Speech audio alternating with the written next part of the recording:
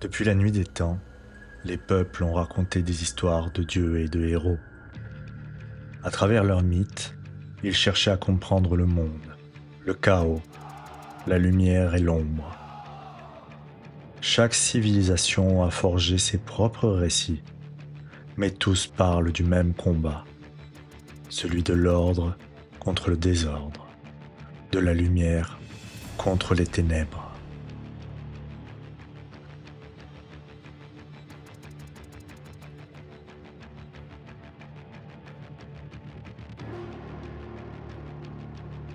Voici les plus grands duels mythologiques de l'humanité.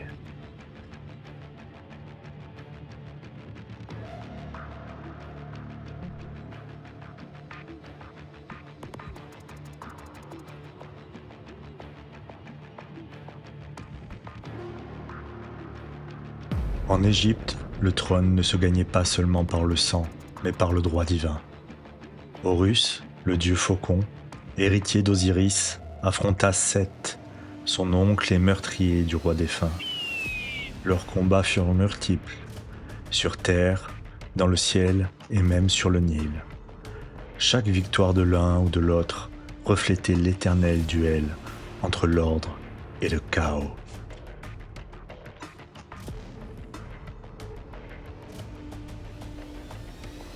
Chaque nuit, le soleil disparaissait derrière l'horizon. Pour les Égyptiens, ce n'était pas une simple obscurité. C'était le signe de la bataille de Ra. À bord de sa barque solaire, le dieu devait affronter Apophis, le serpent du néant, incarnation du chaos absolu. Si Ra perdait, le monde basculerait dans les ténèbres éternelles.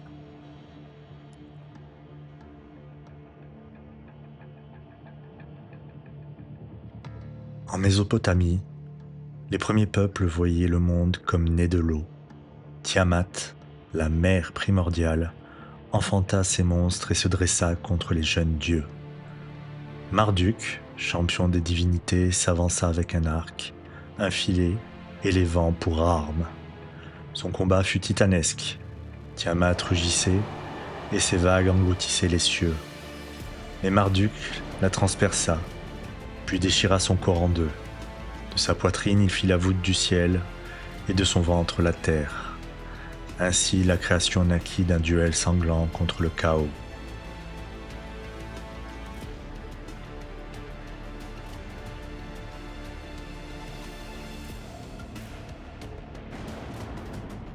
Mais même les dieux pouvaient trembler.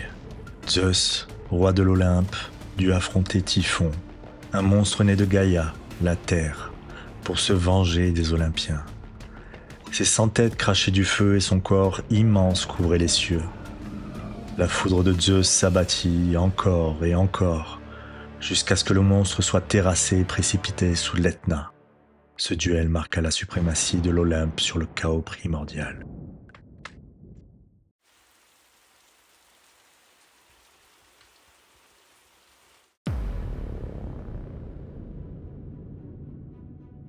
Parmi les mortels, certains défient l'impossible. Les demi-dieux et les héros grecs prirent part au combat. Héraclès, lors de ses travaux, affronta l'hydre de Lerne. Chaque tête tranchée renaissait, symbole des luttes sans fin.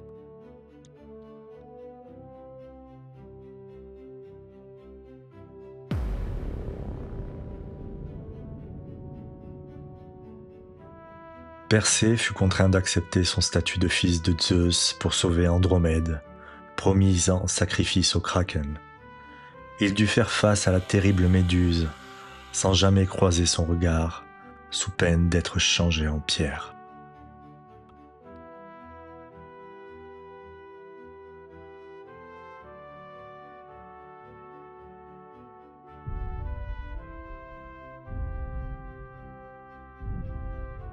Thésée eut le courage de plonger dans le labyrinthe du Minotaure pour mettre un terme à des sacrifices d'innocents.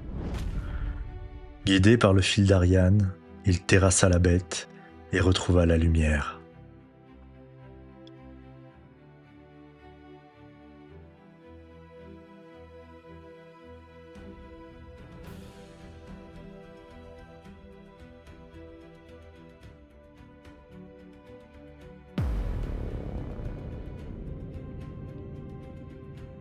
Lors de la guerre de Troie, deux héros se rencontrèrent dans un duel tragique.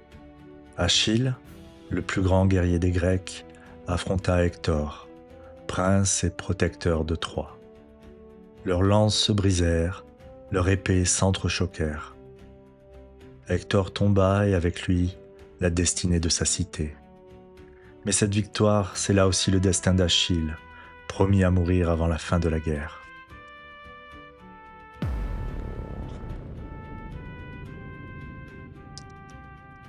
Dans la vallée d'Éla, un géant semait la terreur parmi les armées d'Israël. Goliath, armé jusqu'aux dents, semblait invincible.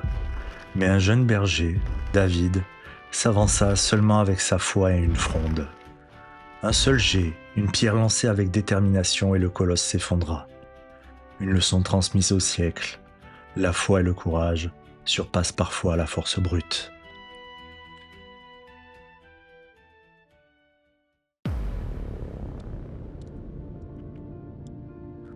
Dans les légendes indiennes, un démon buffle, Mahishasura, déchaîna sa fureur contre les dieux. Aucune divinité masculine ne pouvait l'abattre tant sa puissance était grande. Alors les dieux unirent leurs forces et donnèrent naissance à Durga, la déesse guerrière. Elle reçut leurs armes sacrées, la foudre, l'épée, le trident et l'arc. Montée sur un lion, elle affronta Mahishasura, qui changeait sans cesse de forme. Durga le pourchassa, l'affaiblit et le transperça de sa lance. Ce triomphe n'était pas seulement une victoire, il symbolisait l'invincible puissance du féminin divin. Dans la Chine ancienne, les légendes du roi singe enflamment encore l'imaginaire. Sun Wukong, né d'une pierre imprégnée des souffles du ciel et de la terre, possédait une force inouïe et un bâton magique capable de changer de taille à volonté. Mais son arrogance défiait même les cieux. Pour le contenir, les dieux envoyèrent Neza, l'enfant guerrier au pouvoir divin, monté sur des roues de feu. Leur duel embrasa les cieux. Coups de bâton contre lance étincelante, ruse contre discipline. Ce combat illustrait l'équilibre fragile entre la liberté sauvage et l'ordre céleste. Au Japon, Susanoo, le frère tempétueux de la déesse solaire Amaterasu, fut exilé du ciel. Errant sur terre, il rencontra une famille terrorisée. Chaque année, le serpent Orochi à 8 têtes et 8 queues dévorait une de ses filles.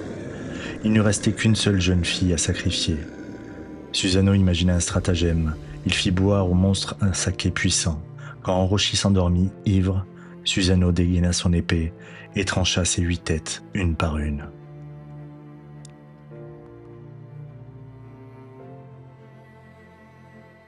Mais les tragédies ne naissent pas seulement chez les dieux. En Bretagne, le roi Arthur, dernier rempart de l'idéal chevaleresque, dut affronter son propre fils, Mordred, fruit d'un destin maudit. Leur duel se déroula à Camlann. Arthur transperça Mordred, mais reçut lui-même un coup mortel. Ainsi s'acheva le règne du roi légendaire, emportant avec lui l'âge d'or des chevaliers.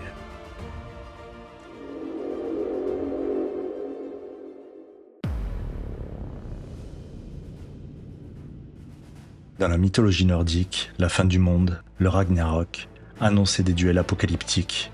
Thor, dieu du tonnerre, affronta son ennemi juré, Jorgmunder, le serpent monde. La mer se souleva, l'air se chargea d'éclairs.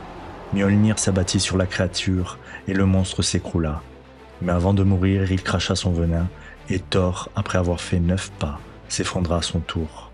Un combat sans vainqueur, où même les dieux payent le prix de leur courage.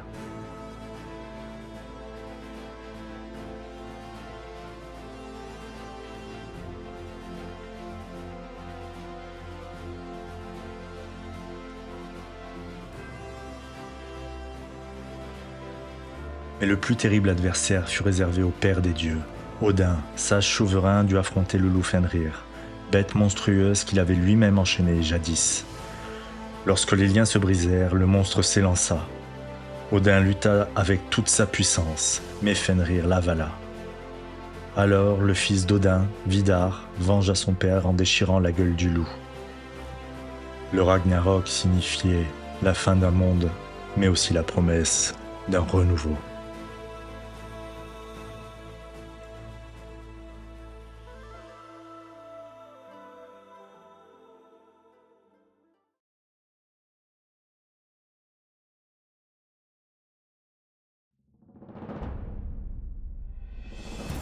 En Afrique de l'Ouest, les Orishas régnaient sur les éléments et les forces vitales.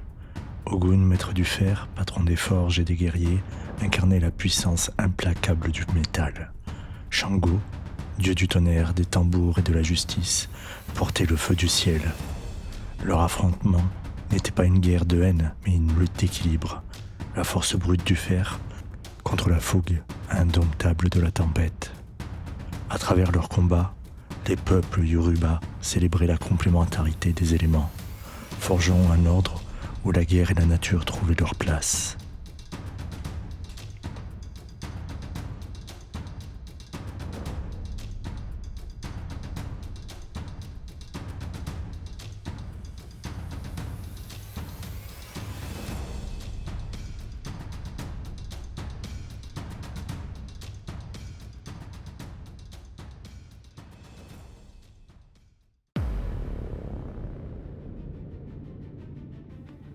Chez les Aztèques, le soleil n'était pas une simple lumière, mais une divinité guerrière. Huitzilopochtli naquit miraculeusement, armé et prêt au combat pour défendre sa mère Coatlicue. Sa sœur, Coyalxauhqui, rassembla ses frères pour venger ce qu'elle croyait être un affront. Sur la montagne sacrée, le nouveau-né se lança dans une bataille cosmique. Huitzilopochtli décapita sa sœur et jeta son corps depuis le sommet. Son torse démembré devint la lune, poursuivi à jamais par son frère le soleil. Un récit terrible qui rappelait aux Aztèques le prix sanglant de l'équilibre cosmique.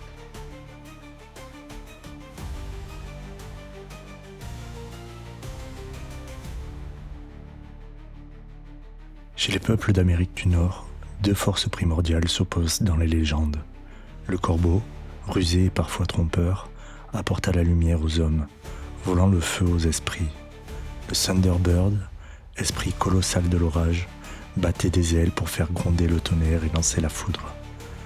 Dans leurs affrontements, on voit la lutte entre l'intelligence et la puissance brute, entre l'ombre et l'éclair.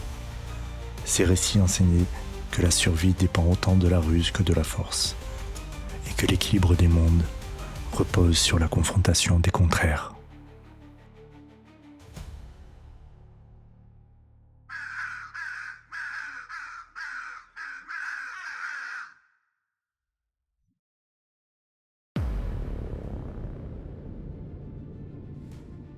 Depuis la nuit des temps, les mythes racontent des batailles titanesques.